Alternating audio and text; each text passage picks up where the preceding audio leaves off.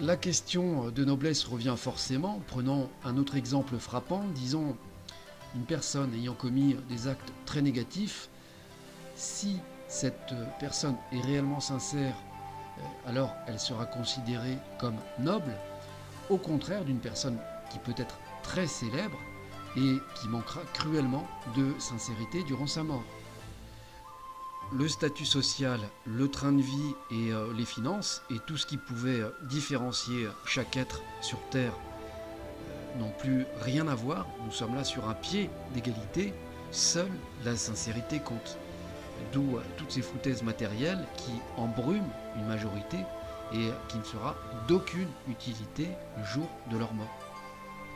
On ne peut pas tricher là-dessus. Il faut aussi souligner que la totalité de ce qui nous arrive n'est pas exclusivement lié non plus au karma.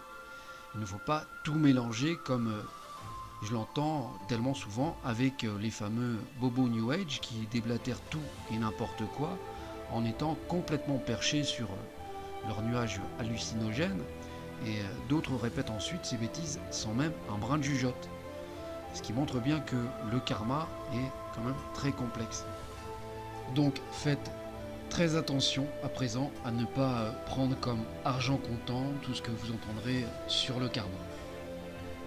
Alors, une expérience karmique peut être partagée en groupe, autant positivement comme négativement, même si elle est provoquée par une seule personne, ceci en raison des actes antérieurs, voire d'un passé karmique en commun, qui les a poussés à vivre cette expérience mutuelle ou commune.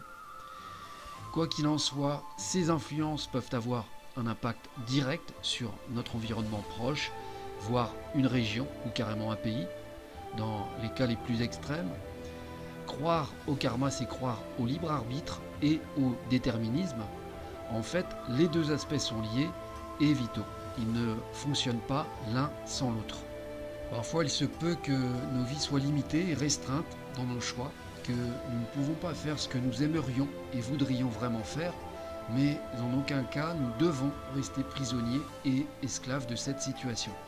En fait, il ne tient qu'à nous de la changer.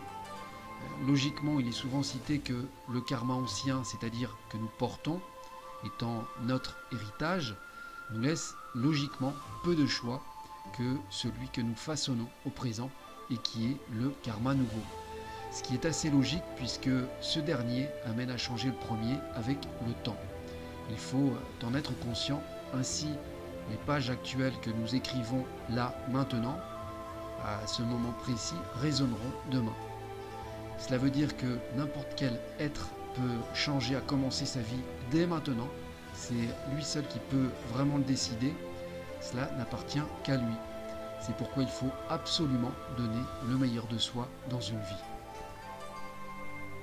Pleurer sur son sort, se plaindre et geindre sans même se laisser une chance et se dire que tout est perdu d'avance est un aveu d'échec qui ressurgira à coup sûr pour se répéter machinalement dans les mois et les années à venir, pire dans la prochaine vie.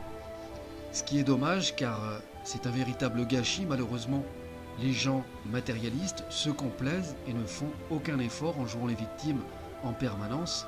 Au final, ils n'ont que ce qu'ils ont semé. Ces caprices sont un jeu de rôle qui ne font que nourrir abondamment leurs mensonges. Et ils se font avoir à leur propre petit jeu au final, par la dépendance qui est une véritable souffrance pour eux. Ils reviennent au point de départ en quelque sorte.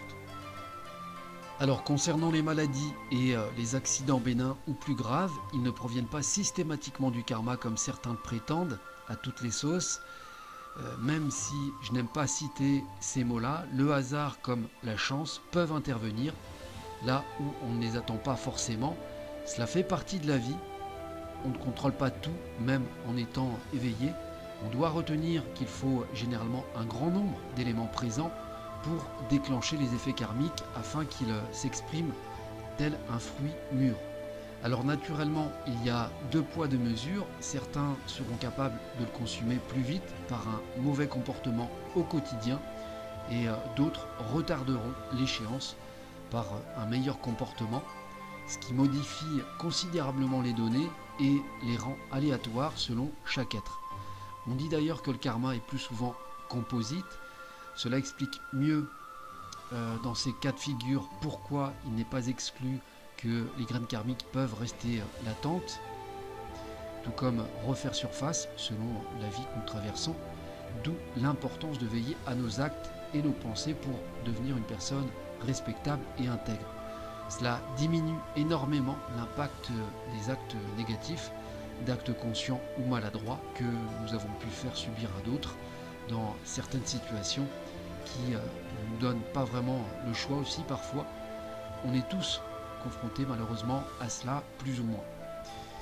Pour conclure cette vidéo, c'est en somme la construction de notre identité qui est mise bout à bout chaque jour à l'image d'un puzzle, rassemblant chaque morceau pour obtenir le résultat final de notre vraie nature. Là encore, impossible de tricher.